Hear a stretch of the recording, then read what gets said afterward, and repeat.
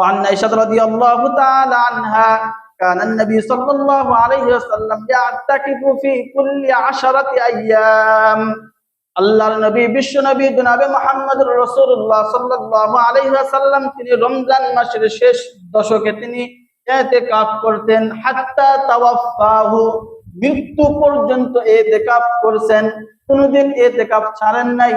রমজান মাসের শেষ দশকে মৃত্যু পর্যন্ত আল্লাহ রাসূল ইতিকাফ করেছেন।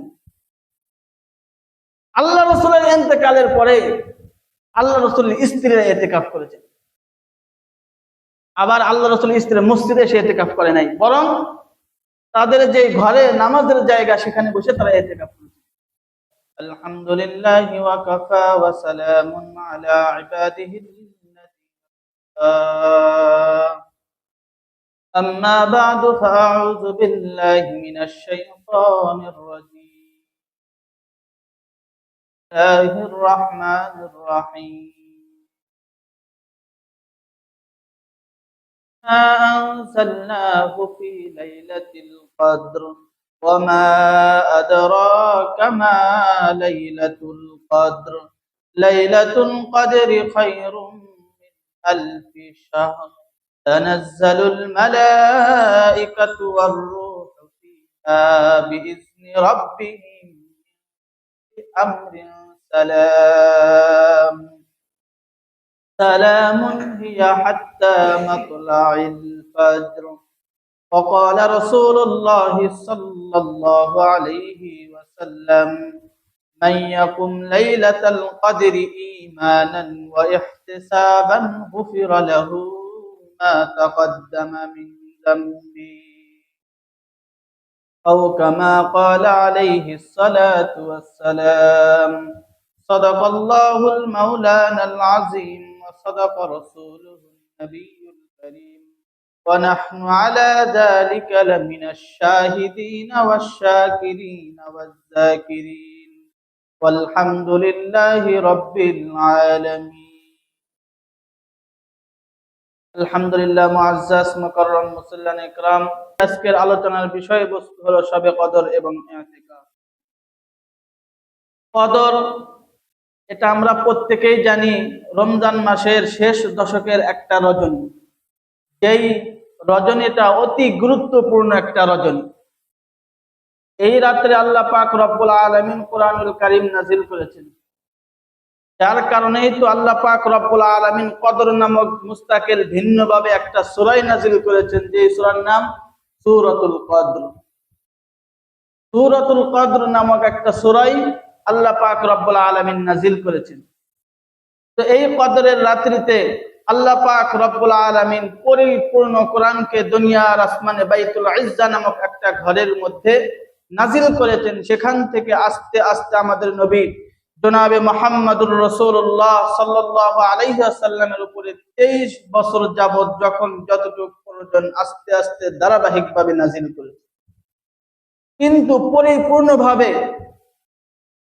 পরিপূর্ণ কোরআন নাযিল করেছেন লাইলাতুল কদরে, এই রজনীতে। তো এই লাইলাতুল কদর, এই রজনীটা অতি গুরুত্বপূর্ণ। কেন? এই রাত্রে কোরআন নাযিল হয়েছে। আর এই লাইলাতুল কদর, এই রজনীটা হলো রমজান মাসে, যার কারণে রমজান মাসটাও দামি হয়ে গেছে। শুধু তাই নয়, কোরআনুল কারীমের সাথে যার সম্পর্ক হবে ওই ব্যক্তি, ওই বস্তু দামি হয়ে যাবে। যার সম্পর্ক হবে, যেই বস্তু হোক বা ব্যক্তি হোক, যার সম্পর্কই কোরআনের সাথে হবে সেই দামি হয়ে যাবে। আজকে তাম পৃথিবীর মধ্যে যত রাষ্ট্র আছে, সমস্ত রাষ্ট্রের মধ্যে মক্কা এবং মদিনার দাম অনেক বেশি। কেন বেশি? এই দুইটা রাষ্ট্রের দাম কেন বেশি? এর চাইতো শক্তিশালী রাষ্ট্র কি আর পৃথিবীতে নাই? আছে। মক্কা মদিনার চাইতেও শক্তিশালী পাওয়ারফুল রাষ্ট্র পৃথিবীতে আছে। থাকার পরেও কেন মক্কা এবং মদিনার দাম এত বেশি? কেন? কারণ একটাই, মক্কা এবং মদিনার মধ্যে কোরআনুল কারীম নাযিল হয়েছে। এই কারণে মক্কা এবং মদিনার দাম বেশি। ছোট্ট একটা কাপড়ের টুকরা যখন এটা কোরআনুল কারীমের সাথে লাগে, অর্থাৎ আমরা বলি গিলাফ, গিলাফ বলি না, কোরআনুল কারীমকে ঢেকে রাখি।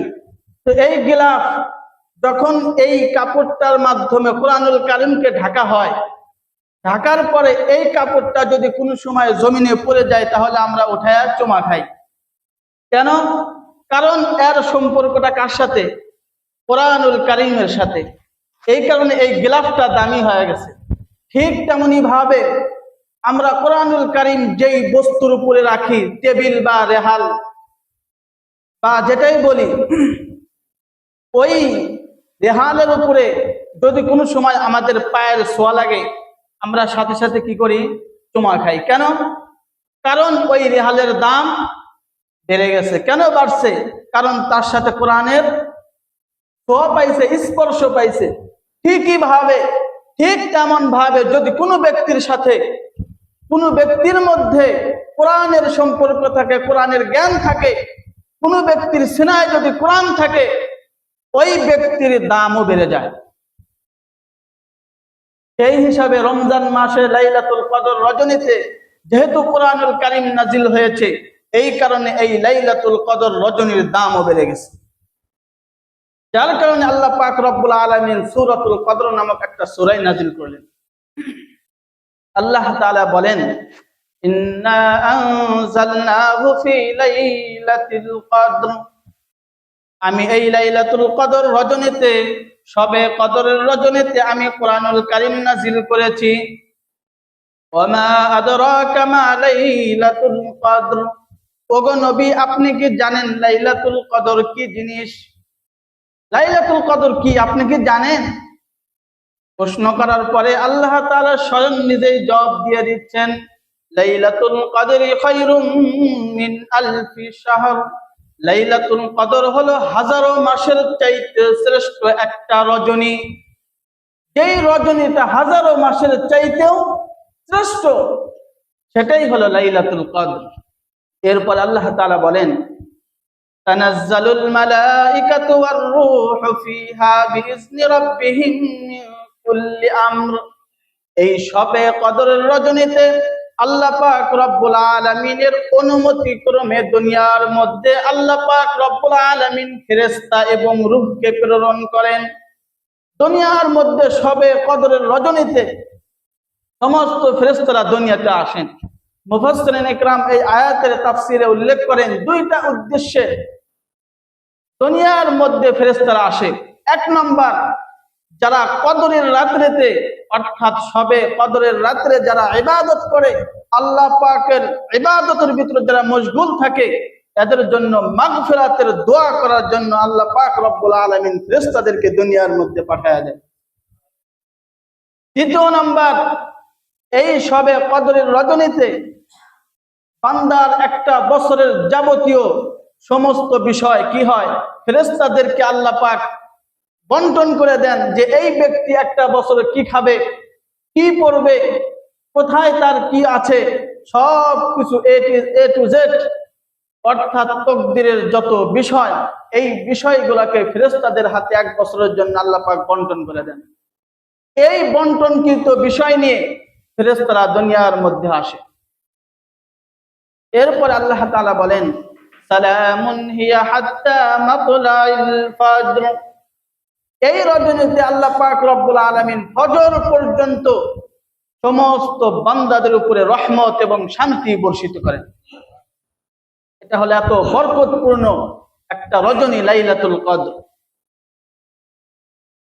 বুখারী শরীফের 35 নম্বর হাদিস, হাদিসের বর্ণনাকারী আবু হুরায়রা রাদিয়াল্লাহু তাআলা আনহু তিনি বলেন, عن أبي هريرة رضي الله تعالى عنه قال قال رسول الله صلى الله عليه وسلم من يقم ليلة القدر إيمانا واحتسابا غفر له ما تقدم من ذنبه।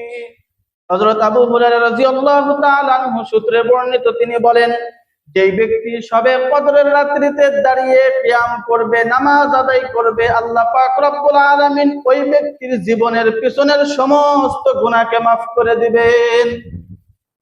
তার জীবনের পিছনের সমস্ত গুনাহ মাফ, যে ব্যক্তি কদরের রজনীতে শবে কদরে দাঁড়িয়ে নামাজ আদায় করবে। এই কারণে এই রাতটা অতি গুরুত্বপূর্ণ একটা রজনী, অতি গুরুত্বপূর্ণ রজনী। এই কারণে এই রাত আমাদের সামনে।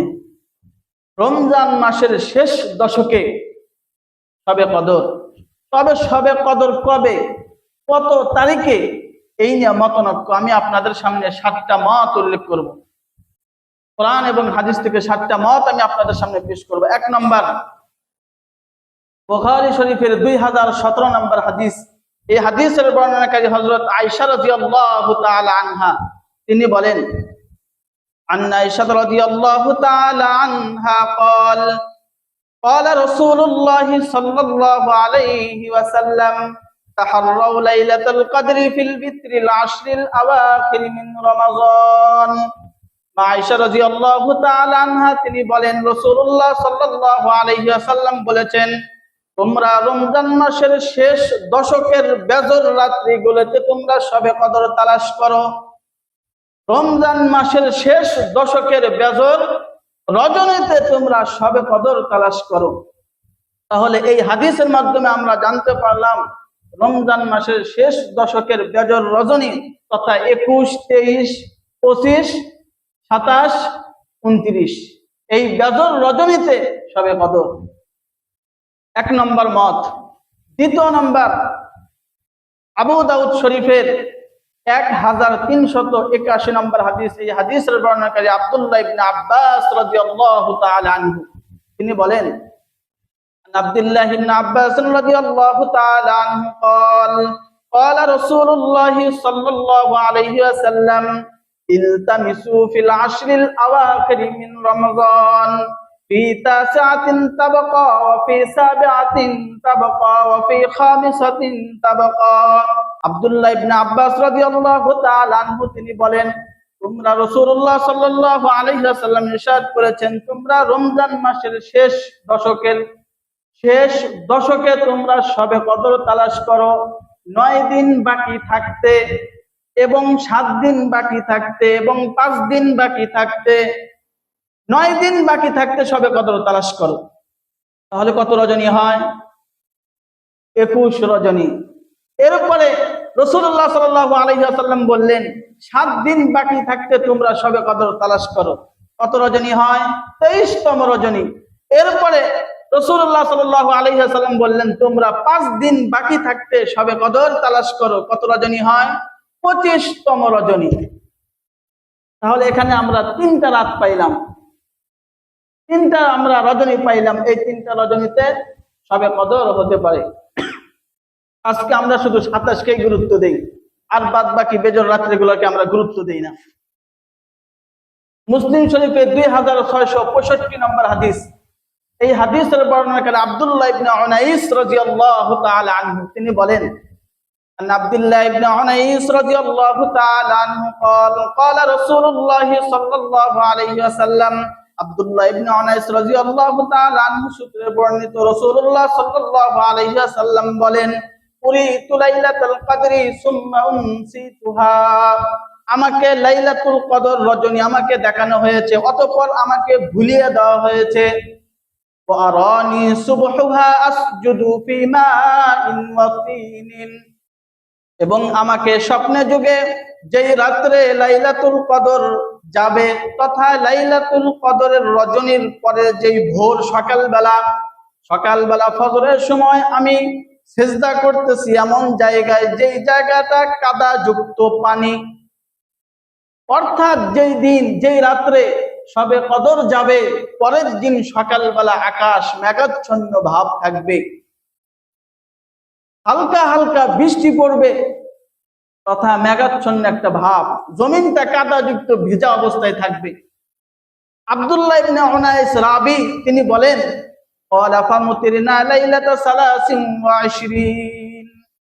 এই রজনীটা ছিল 23তম রজনী।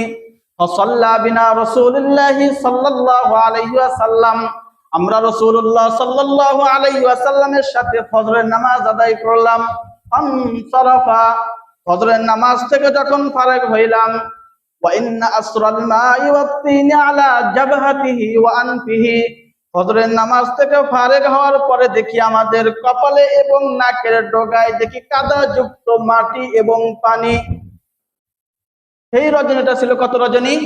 23তম রজনী। ফজরের নামাজ থেকে ফারেগ হওয়ার পরে দেখি আমাদের কপালে এবং নাকের ডগায় কাদা যুক্ত পানি এবং মাটি। আব্দুল্লাহ ইবনে আউনাইস তিনি বলেন, ইয়াকুলু হিয়া সালাসুন ওয়া 20, এই রজনীটা ছিল 23তম রজনী। এই রজনী ছিল 23তম রজনী। অর্থাৎ এই হাদিসের মাধ্যমে আমরা জানতে পারলাম শবে কদর 23তম রজনীতে। তাহলে কয়টা মত গেল?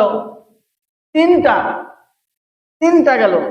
4 নম্বর ভালো করে বুঝতে হবে। 4 নম্বর, বুখারী শরীফের 2022 নম্বর হাদিস, আব্দুল্লাহ ইবনে আব্বাস রাদিয়াল্লাহু তাআলা আনহু সূত্রে বর্ণিত। তিনি বলেন, আব্দুল্লাহ ইবনে আব্বাস রাদিয়াল্লাহু তাআলা আনহু قال قال رسول الله صلى الله عليه وسلم التمسوا في 24। আব্দুল্লাহ ইবনে আব্বাস রাদিয়াল্লাহু তাআলা আনহু তিনি বলেন, রমজান মাসের শেষ দশকের 24তম রজনীতে তালাশ করো। বুখারীর সহিহ হাদিস 2022 নম্বর সহিহ হাদিস। এখানে আসছে জোর রজনী 24তম রজনীতেও হতে পারে। আব্দুল্লাহ ইবনে আব্বাস রাদিয়াল্লাহু তাআলা আনহুর বর্ণনা, বুখারীর হাদিস, সহিহ হাদিস। 5 নম্বর অভিমত, এই হাদিসের বর্ণনা করে উবাদা ইবনে সামিত রাদিয়াল্লাহু তাআলা আনহু, বুখারী শরীফের 2023 নম্বর হাদিস। হাদিসের বর্ণনা করে উবাদা ইবনে সামিত রাদিয়াল্লাহু তাআলা আনহু তিনি বলেন, আন উবাদা ইবনে সামিত রাদিয়াল্লাহু তাআলা আনহু قال خرج النبي صلى الله عليه وسلم ليخبرنا ليلة القدر فتلاحى رجلان من المسلمين। উবাদা ইবনে সামিত রাদিয়াল্লাহু তাআলা আনহু সূত্রে বর্ণিত, তিনি বলেন, আল্লাহর নবী বিশ্ব নবী জনাবে মুহাম্মদুর রাসূলুল্লাহ সাল্লাল্লাহু আলাইহি ওয়াসাল্লাম তিনি আমাদেরকে শবে কদরের নির্দিষ্ট তারিখ ঘোষণা করার জন্য বের হলেন। ফাতালাহা রাজুলান মিনাল মুসলিমিন, পথের মধ্যে দুইজন মুসলমান ঝগড়া করলো। ফাকালা খরাজতু লিউখবিরাকুম বিলাইলাতিল কদরি ফাতালাহা ফুলানুন ওয়া ফুলানুন। রাসূলুল্লাহ সাল্লাল্লাহু আলাইহি ওয়াসাল্লাম তিনি বললেন, আমি তোমাদেরকে শবে কদরের নির্দিষ্ট তারিখ ঘোষণা করার জন্য বের হয়েছিলাম।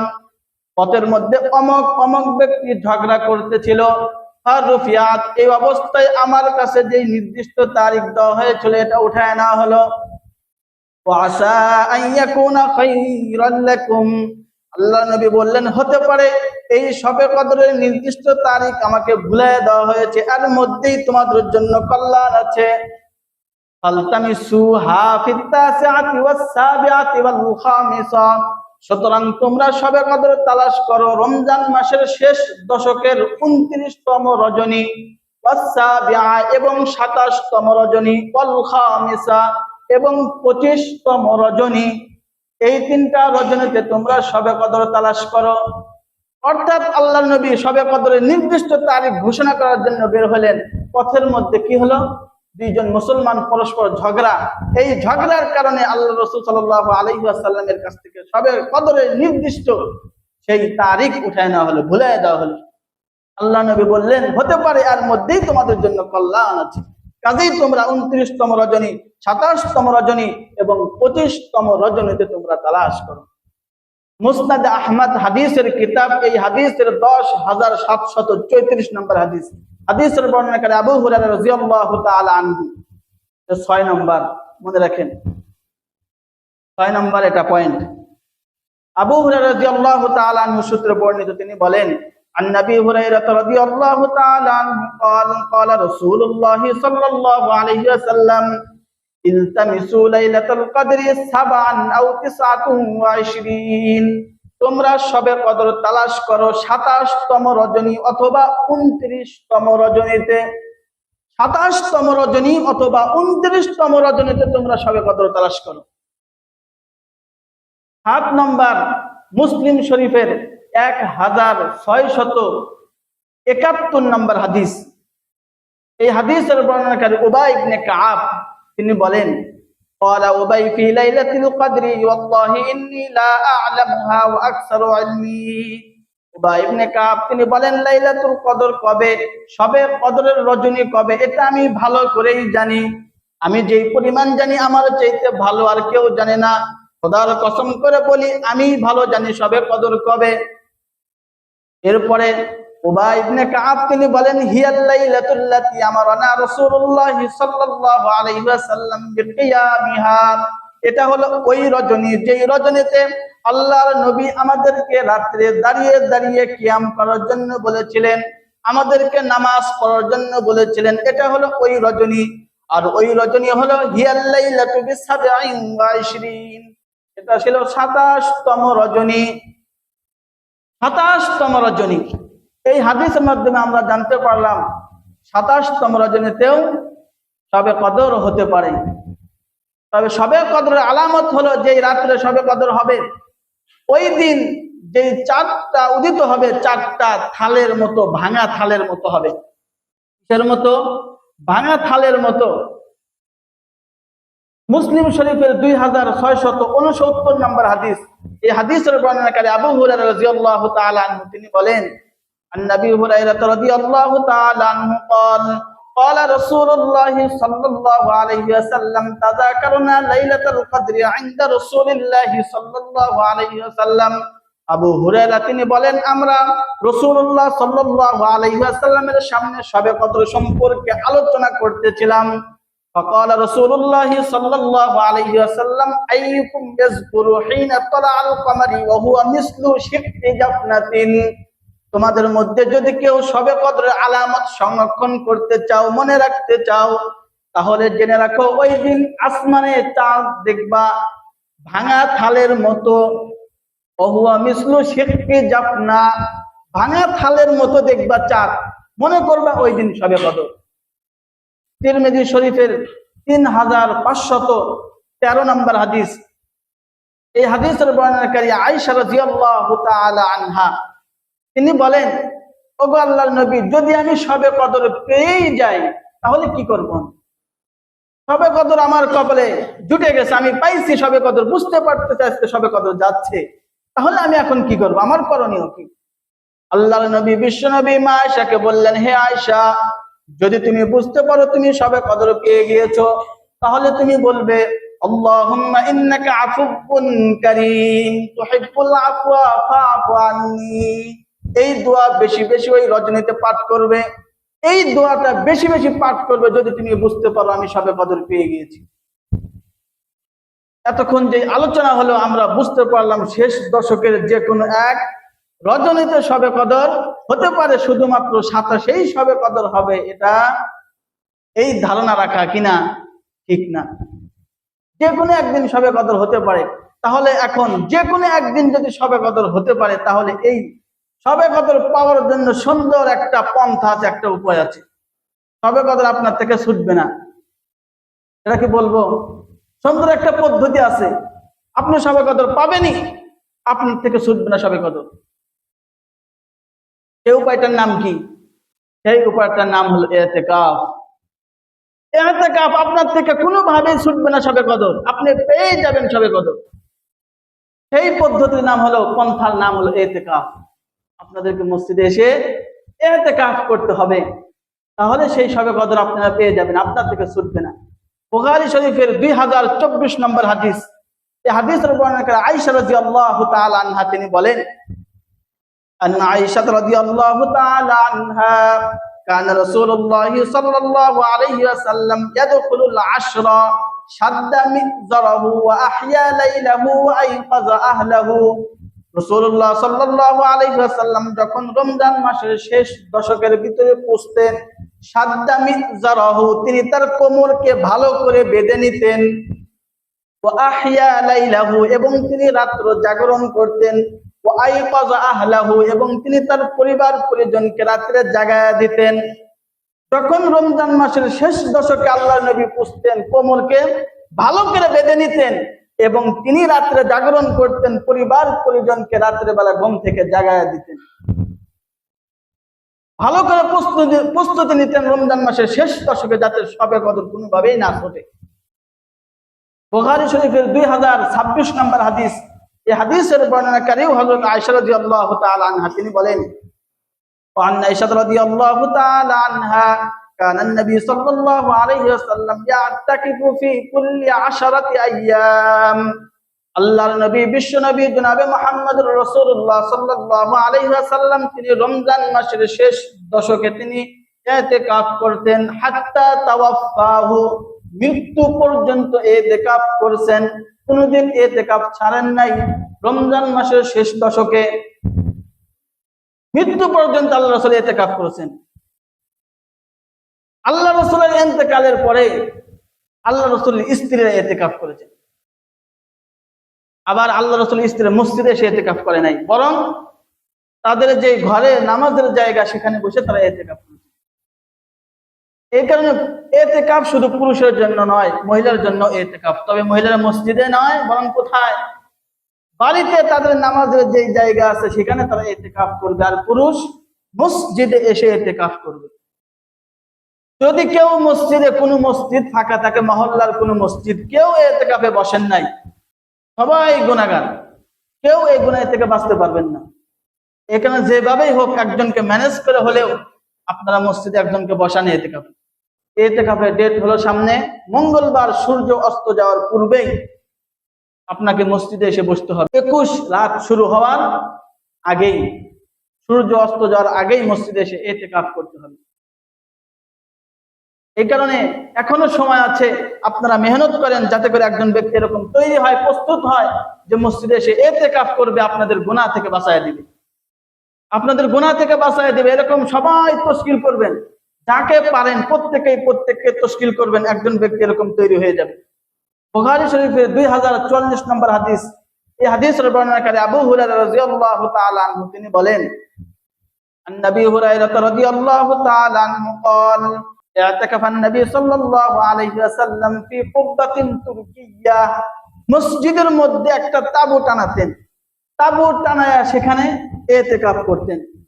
ওয়া আলা সুদ্দাতিহা কিতাতু হাসির, এই তাঁবুর একটা জানালা থাকতো, এই জানালাটা আল্লাহ রাসূল সাল্লাল্লাহু আলাইহি ওয়াসাল্লাম চাটাই দিয়ে ঢেকে রাখতেন।